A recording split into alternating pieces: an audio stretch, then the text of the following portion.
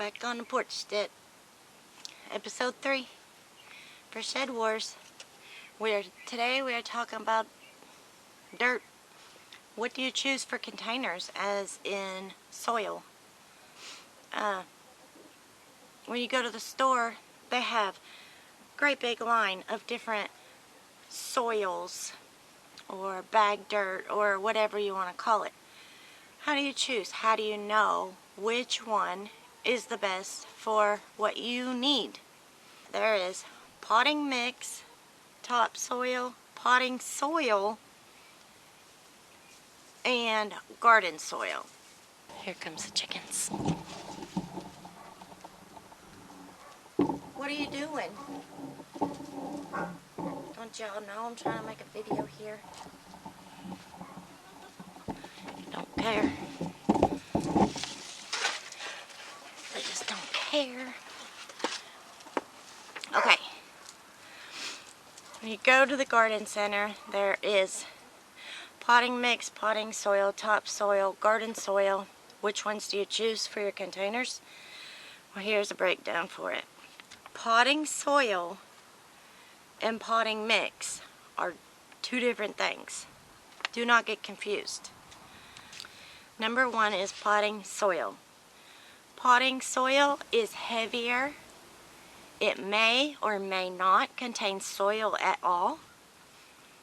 It is best used for like landscaping and in-ground gardening. So that is the potting soil. Topsoil is sand mixed with compost mainly. It is, so if you need sand in somewhere, that's perfectly fine.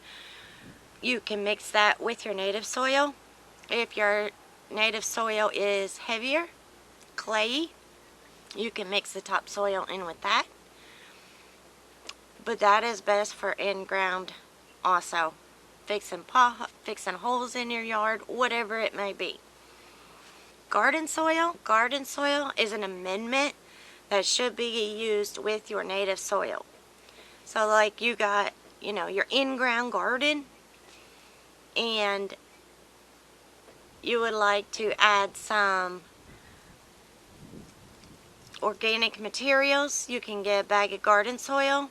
That's what I've used in the raised beds up there at the greenhouse, because it is branches, compost, topsoil from our land, and then I have the garden soil, and it's all mixing in there now. Potting mix is what you need for container gardening. It is lighter. It has more air in it. Mainly, there is no soil in it. It's a soilless medium. It has like peat moss and perlite, and you can get it with or without fertilizer. Potting mix is also sterile. So if you are container gardening in your home, you want the potting mix, the sterile potting mix, because it's going to ensure that you don't have weeds in your mix, in your soil, and it's going to make sure you don't have any bugs in it also. So if you're taking your containers inside the house, you definitely don't want bugs. So potting mix is the best medium for container gardening, but it is safer for your plants, and it is very light, and it does not have soil in it. It is a soilless medium. Also remember, when dealing with soilless mediums, that they do dry out quicker, so you're going to have to water a bit more for your container gardens, which container gardening requires a lot more water if it's going to be out in the sun anyways, because the container is so small and it can only hold so much water in that soil or container. And remember, whatever soil you get, if you get potting mix soil and it is fertilized. My bag over there says will feed up to 9 months. Your container gardening, that is completely false. Especially if it's hot and you're watering a lot more. That is going to wash that fertilizer out of that medium so much more quicker. So if you're using an already fertilized medium, remember that chances you will have to add extra fertilizer as the season goes on, because the more you water it, the more the fertilizer is going to wash out. So be careful with that. Don't think that your potting medium is no good because your plants are dying, because you're not fertilizing with it, because the medium bag says it'll feed it for 9 months. You're probably not even going to have your plant in there for 9 months. But if you see it looking a little weak, a little droopy, you probably need to fertilize it. I'm not even sure how long approximately to tell you that might last, because different vegetables have a different nutrient need. So if you're planting, onions and they need nitrogen, they need more of that probably than what's in that bag. If you need, tomatoes, they're probably going to need more of that one thing that is not enough in that bag. So just take that into effect to be able to fertilize it when needed more often than in 9 months. Here I've taken the liberty of taking each one of the 4 mediums that we just talked about. I put 1 cup of each medium in the jar and topped it off with water in a quart-sized jar. I just wanted to show to you what the difference is. Now this one here is your topsoil. You can see the sand, and then you can see the compost, and then it's very dark. You can barely see the difference. But it's got this much compost and a bunch of sand. Oh, that's better.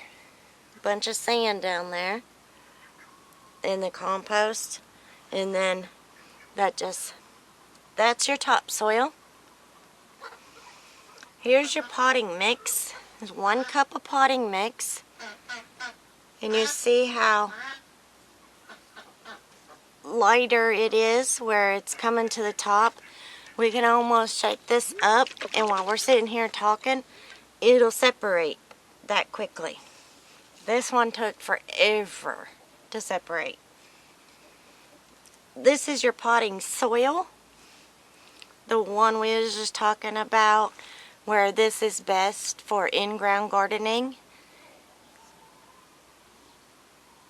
You can see why. It is not very light at all. The only light thing is the perlite in it, and that is not very much. Almost the whole cup of soil is at the bottom. You can see very little. That has very little perlite in it. This is your bag garden soil. It has a lot more chunks of wood, so more organic matter.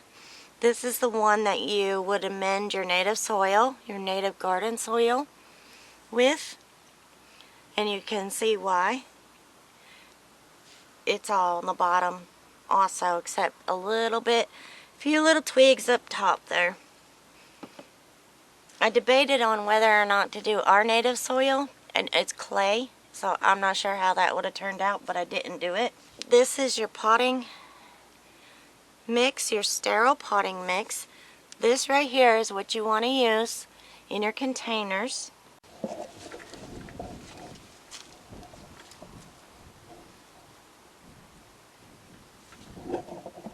So anyways, I hope you've learned something from this video about bag dirt. That is really not dirt at all.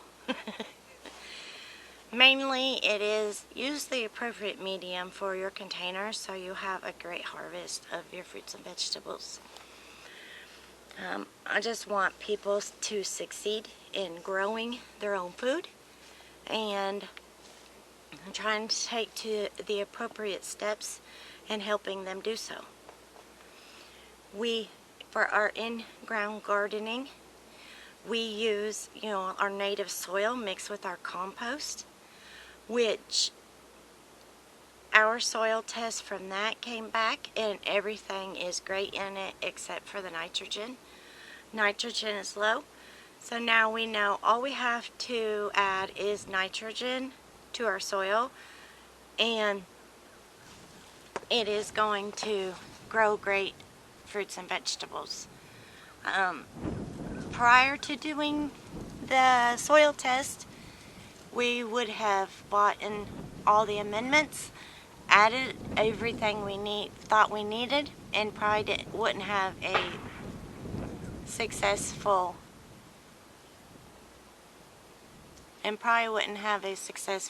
harvest. But we are hoping that with our soil tests, they'll be better. Anyways, I hope y'all have a great day. Thanks for joining me, and y'all come back.